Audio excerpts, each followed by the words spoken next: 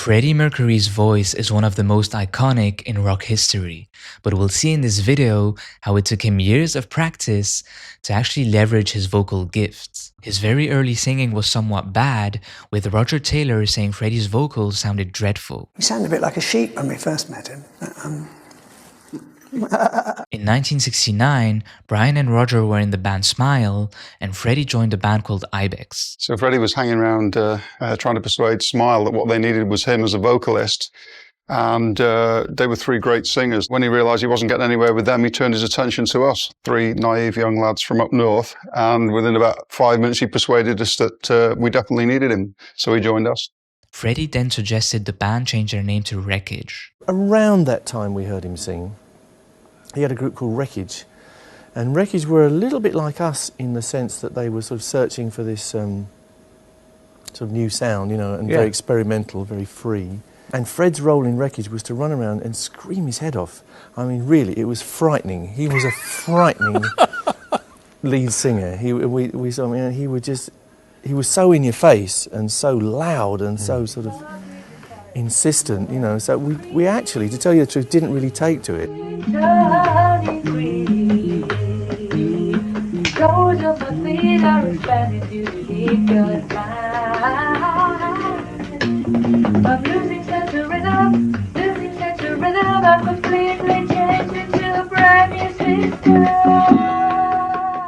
We can hear a light and thin vocal and a kind of uncertainty in his voice.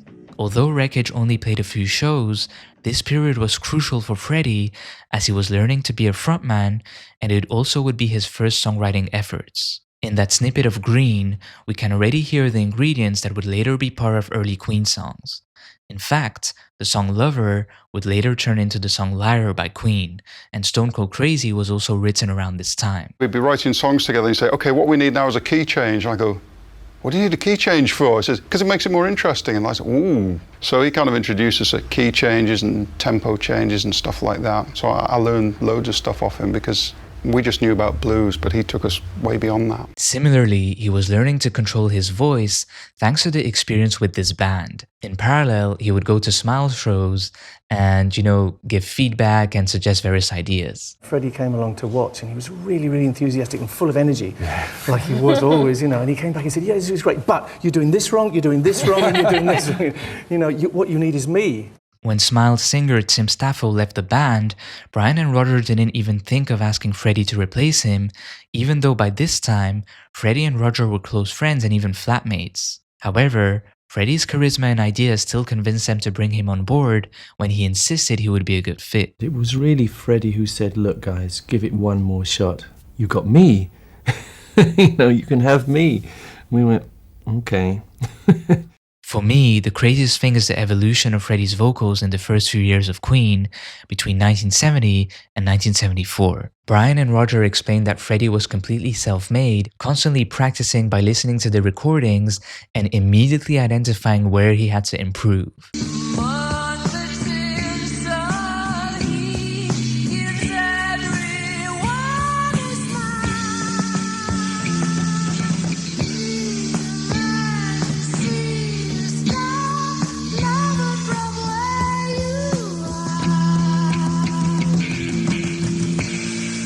If we listen to the first three Queen albums, we can hear a clear progression in his vocals.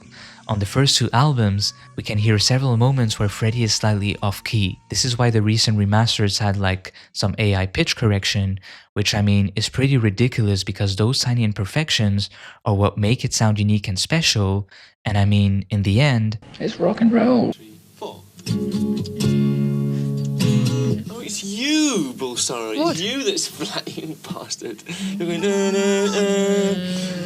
It really makes a difference, because if you do that, I sort of squeeze on the string to make it sharper. Okay, sorry, I won't sing. It's very important. Brian has often mentioned Killer Queen as a turning point for the band, as it was their first major hits and also led them into a new kind of sound. In my opinion, it also marks a turning point for Freddie's singing. Like, even among the other songs on Sheer Heart Attack, Killer Queen is the one that has the most perfect control up until that point. Even the vocal harmonies, which sure had already been done really well on the first two records, had reached another level on this track. Ooh. killer, killer. She's a killer queen.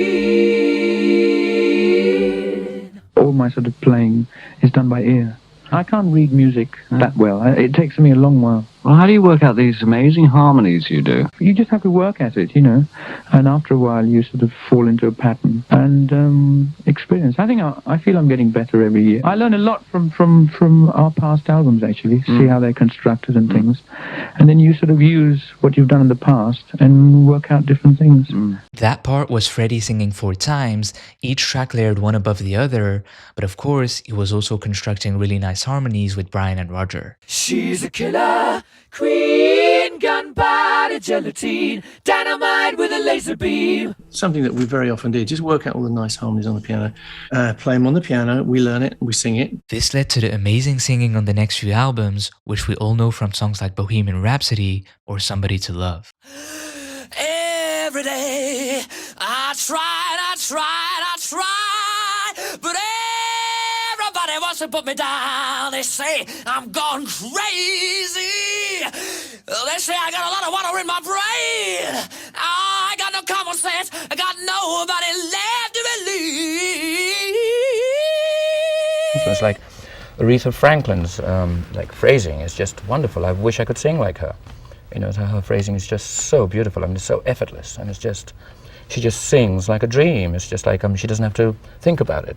I mean, when I have to sing, I think about it. I think, okay, I have to and I practice a few phrases and then do it. At this point, Freddie had also gained an incredible versatility, being able to go from an aggressive vocal like Death on Two Legs, to a ballad like You Take My Breath Away, to the jazzy, melancholy blues.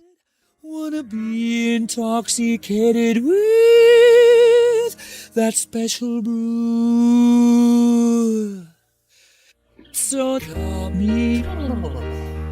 He had also mastered the ability to seamlessly shift between falsetto and chest voice, with the most famous example in Bohemian Rhapsody. Gotta leave you all behind and face the truth. It's important to note, though, that this doesn't mean Freddie wasn't making mistakes from time to time, like in this Bohemian Rhapsody outtake where he misses some notes. Mama, life it just begun, but now I've gone and thrown it all away. Or in this other one where his voice cracks. So you think you can love me and leave me to die? It's a different form of singing, I think. I mean, I basically abuse my voice. I mean, rock and roll singers do that. Yeah. Operatic singers sing from the stomach and the breathing control and all that. I just sing. Nevertheless, Queen were perfectionists and they set the standards very high, working extremely hard until they got things right. Well, you're expecting all of us to be perfect before you even attempt to do anything. Oh, don't be so fucking ridiculous. How are you going to do it? The harmonies had become second nature to them at this point, although they kind of went so over the top with them on A Night at the Opera and A Day at the Races that for the following album, News of the World, they decided to reduce them a bit, with Spread Your Wings being the first Queen song without any backing vocals. They still played a key role in the lead single, We Are Your Champions. We are the champions. We are the champions. Ooh, we are the champions.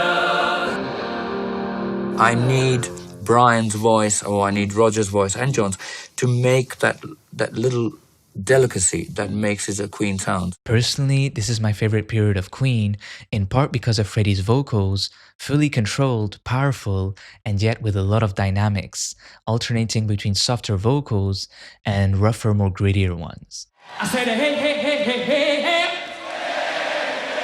In the early 80s, Queen's first stadium concerts changed both the band's way of approaching live shows, as well as Freddie being less interested by playing piano to be able to move around the stage more. This meant he was focused 100% on the vocals. He was also able to connect with the audience better than ever before, leading to the mastery of Queen live shows that we all know. I mean, Freddie had the amazing voice, but I think he also had this thing that he could make people feel that they were making contact. So we could play things like Wembley Stadium, which up to that time had not been done. You know, people didn't do it because they couldn't really get across in this vast space. But Freddie particularly had this knack of making everybody feel that they could be personally in contact. Most of all, I like the audience to actually feel that they're virtually part of the show. So, I mean, when they sing, you know, I love it. Freddie had reached the final boss level of vocals at this period. However, his range had actually shrunk.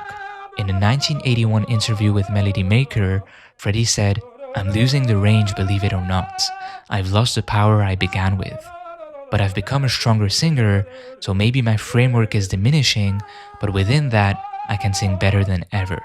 My voice can do amazing things now." One thing that I noticed is that during this period, Freddie would belt out certain keynotes of the melodies, but he would often reduce the length of other ones. A good example of this is in Bohemian Rhapsody's verse. Body's aching all the time. Goodbye, everybody. I've got to go, but I'll leave you all behind at first. The truth.